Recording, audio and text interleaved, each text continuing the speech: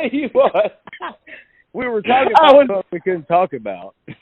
Well, I was just saying, man, I tell you what, that is 10 minutes and 24 seconds of pure gold. I hope you recorded it. Was lost to posterity if we would ever need it for posterity. Like we're ever going to be famous enough, somebody should need or think what we talked about was pure gold. I can't believe.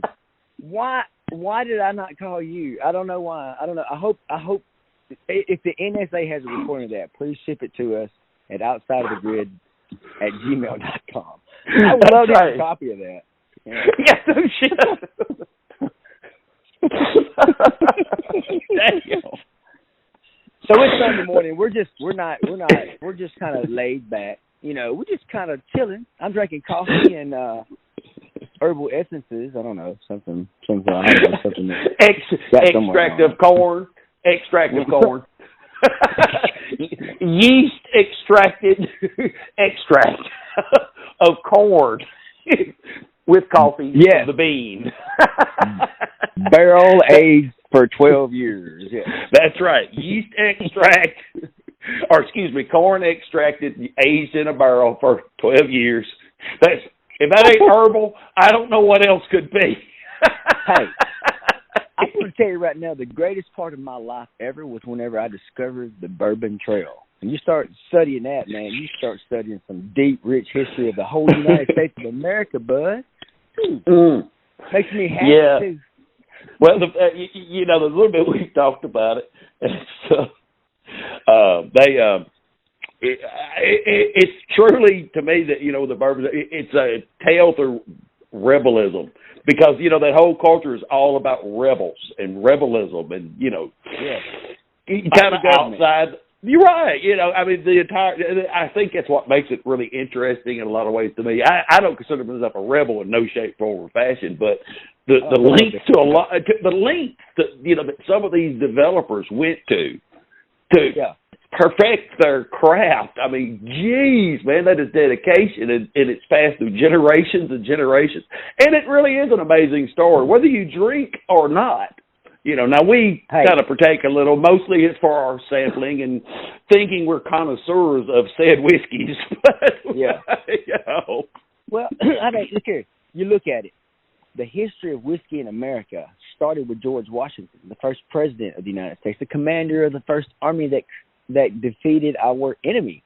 It was about whiskey. Everybody got rum every day. You know, that was part of you didn't get food every day, but you got rum every day. And George Washington was the biggest distiller on the nation whenever he passed away in 1799, 18, whatever it was. So he was the biggest distiller. He was producing around 11,000 gallons a year. And the biggest challenge he ever faced his entire career as the president really was the whiskey rebellion, because everybody forever has used whiskey makers to finance wars, nations, whatever. It's all financed through whiskey. Whiskey is the biggest selling item there is, you know, as far as like for human consumption. I mean, you know, it outnumbers everything. I mean, whiskey, people drink a lot of whiskey, always have. Less now than back then. But, you know, people love whiskey. Oh, yeah. And that's what I was saying is, you know, hey, whether it's just to drink or just to be outlaw, I mean, shoot, every Western, give me a whiskey. I mean, come on, man. I mean, that is that kind of culture, and there is a lot of stuff to it.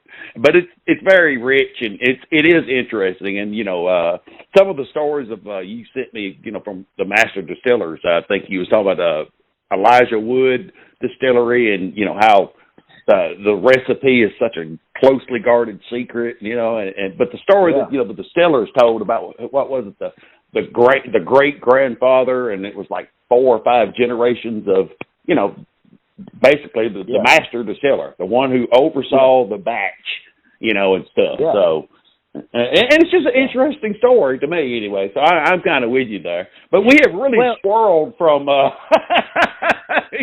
guess whatever we were going to talk about. We can keep going, man. I'm fine with it. I didn't know. Because I had just a little bit in the coffee, but there's this little smelly plant that a lot of people think smells like skunk. But I have a medical card that authorizes it, and I may have took 2 gummies instead of 1 by accident, thinking it was a 5 milligram, but it was actually a 10. Oh crap! So I'm a little giggly. I apologize if I squirrel. So let's go, Brad. And again, he has a medical condition that requires him to, he has to take. His doctor told him to. He said, "Man, take these gummies, man. Calm your butt down." Yeah. Indica, my indica, my.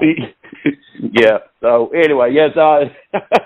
Well, I like the bourbon talk. I mean, because there's so many things. And like Elijah Craig, you mentioned him. He's basically known for the char on the barrel. That's what they say. But people in France have been charring barrels for brandy for a long time. So it's probably not as true as you think it is for bourbon. But now bourbon is a specific thing. It has to be made in America.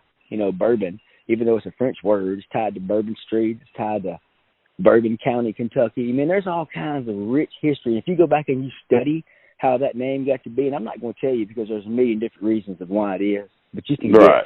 Okay? And one of the things that's really interesting about that whole thing, people right now are like, I see pictures of people at the Kentucky Derby, and they say, this is one of those rumors, like, why those horses are so fast up there in Kentucky, don't you? And they're like, why? Because those guys, they got on those flat boats and they carried their barrels of bourbon down to New Orleans. And they sold them down there, and they had to get back past all those Indians up there. So they got them the fastest horse, and they rode that fastest horse all the way to Kentucky. And that's how they got up there. That's how they got on them fast horses up there like that right there. I went a little bit New Orleans on it. But that's one of the, it's not true. But it's so cool to think that, the tie-in between New Orleans, which I love. I go there often. I like, the tie-in with Kentucky bourbon is just, whiskey is just amazing. You and I've always talked about that water they have up there that's supposed it goes across those limestone shelves, and it cleans all of those different things out of whiskey. It did back in the previous history of it, but these days you can run it through various things and clean it up the same kind of way, but there's nothing like that Kentucky water. But anyway, we spend a lot of time on bourbon. I don't know. No. Well, you talk about, it's filtered through that limestone shelf and all that bat poop, and then through the shelf some more. But at the end of the day, most of them do carbon filter, but.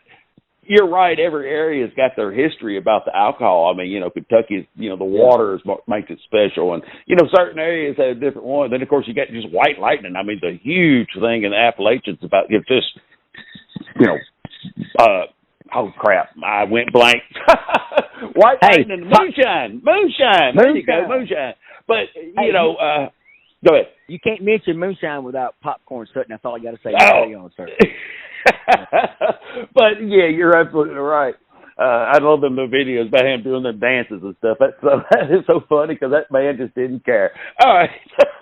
Hey, I told you, squirrel. I wanted to quit my day job and get me a still out in the woods and some bib overhauls and become popcorn chef. I think everybody that ever watches that video that's 50 years old says, "Fuck it, I'm moving to North Carolina." I'm gonna go be like popcorn. That's right. I'm gonna be popcorn or popcorn's protege. Yeah. Well, you made it. Go ahead. Well, I was just saying, I was trying to get to like New Orleans has just as big of a thing about as the Kentucky thing, of course, because it was such a huge port. The sugar and the cane and the rum and all the stuff coming up to New Orleans. So, it's got its own history about its tastes and flavors and stuff. I mean, you look at Southern Comfort, it's supposed to be the original recipe when anybody started making it down there, I don't know the big story behind it, but I kind of read the back of the bottle one time, and I thought it was interesting, you know what I'm saying. Well, but so the people in Italy, they used to have the grasp on terroir, which is like the local flavor, okay? And so each little area produces its own flavor. But now they're beginning to talk about that with whiskey. there's that Kentucky, there's the Tennessee whiskey, there's Texas bourbon now. I mean, a bourbon doesn't have to be in Kentucky, okay? No, it has no, to no, no, conform no. to certain things. Yeah, So, yeah. I think it goes back to, just more like, well, I only like, again, a flavor profile, Kentucky bourbon, Tennessee bourbon, et cetera. Sorry, please continue. well, that's exactly it. And with me, like you and I've discussed bourbons all the time. Of course, my favorite right now of a good sipping whiskey is the Buffalo Trace Distillery. Man, they have so many products. I started looking at it, and one of the products they have now is one that we all grew up on, which is old. It's called Old Charter 8. It's not 8 years old, but they call it Old Charter 8. Okay, that's one of this Buffalo Trace, and they have other big names as well. I'm not even going to list those. You can go Google that. But I mean, those are some very expensive whiskeys where they're made with the exact same mash bill. So if you can find some Buffalo Trace, grab it. Another one that I always suggest, and you're going to know what I'm talking about here, which is my favorite bourbon. It's like as far as a daily sipping bourbon ever, and that's that Wild Turkey 101. I love Wild Turkey 101. That cherry, that the way that it explodes, the way that it's like that's what a whiskey should be. It's aged 4 to 7 years in a barrel. The Russells make it. Matthew McConaughey likes it, and we know a lot of people love Matthew McConaughey. But that's some good whiskey right there. What do you? I mean, I don't try to promote people to drink whiskey.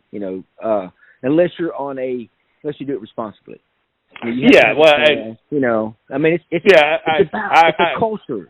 It is, and like with us discussing the stuff, I try not to partake at all of it, and just sample, sip, just to, so I can kind of discuss it with you more than anything, the flavors and the smells, to see if there's times we kind of have smelt different ones and sampled, and you would taste things, and I'd be like, well, I don't taste that, just for general discussion, but I do my best to stay away from it, for lots of reasons, and and. So no, I'm not saying this for anybody who should go and just start a bourbon booze fest or any of that kind of stuff. It is just interesting to kind of start seeing there are lots of flavors. Whiskey is just not a one encompassing word. Bourbon is the same thing. There are all the different styles. That's right. But now bourbon has to be and it has to be stored in American white oak. It has to be there for a certain amount of time. It has to be created with at least 51% corn. I mean, there's certain things that you're going to have across the board. But let me tell you, when you start mixing in, like, say 70% corn, 15% rye, or 15% wheat as opposed to rye, and then your malted barley to kind of speed up the process, you start playing with the variations. You start playing with the type of American oak. It could be from a high latitude, a low latitude, altitude, just like you would in the Scotland, the Highlands or the Lowlands. Same thing. It has a terroir. It has a specific. It has a taste. Like if you taste a Jim Beam product, whether it be Old Granddad or Jim Beam or Knob Creek, it's going to have that. You're going to know that you're going to taste their yeast. You're going to taste their distillery process. You're going to taste their flavor profile. Same thing if you do to a Wild Turkey or wherever it is. Whichever distillery it is, you're gonna. If once you've tasted all of them, you'll start developing a flavor profile, a palate, for that particular brand or that particular whiskey. But, or groups of whiskey. You're right. Yeah, that's right. It's groups. They are all made in the same place and they're using the same yeast. They may change, but they're using the same supply of corn in a lot of cases because you can't intermix corn. Like you look at them like, well, I buy my corn from Alabama, and I buy my rye and my barley from Canada. So they're all shipped very consistent because they want that flavor profile all the time. The one they develop because it's their brand. Right? Yeah. I mean, a lot of them brag about hey, it's the original yeast from even pre-prohibition. They was able to save. Yeah. And it's a particular flavor profile that some people really like because they swear that if you can, find that kind of a strain, any of them that say this is pre-prohibition recipe and yeast and, the basic ingredient, the yeast is, is one of the big thing in the process, like you're saying. They love that really rough, raw flavor and for a reason, you know, and whether they just want to drink it or if it's for sipping, they may completely enjoy it. You know, I don't know, but that is exactly what people look for when they do that kind of thing. You know, my opinion. You know, anyway. Well, you know, we probably jump off the bourbon topic, and I know you got something to do real quick. But look here, bourbon. They always have said that bourbon is kind of an older man's drink. It's kind of like, you know, like with me, I'm a guy, the Western world, Eastern world, you know, like the Eastern world is for older people. You know, once you like realize you've accomplished all you can out there, you look at that. Bourbon is kind of the same way. It's not something that if you're not there, you can't really partake of bourbon. Because bourbon allows, I mean, it's an alcohol, it's a spirit. It could be dangerous. But if you get to a certain point where you don't have to have it, it's kind of like religion. When you realize you don't have to have it, it's fun to have it. Anyway, that's all I got to say about bourbon. Yeah, I understand what you're saying. Like I say, man, I was like, well, I don't know what you want to talk about, dude. I'll go anywhere right now. I had an accident. Yeah. So anyway. Hey. All right, man. Well, hey, I'll holler at you here in just a little bit then. Okay. All right, bye. All right, bye.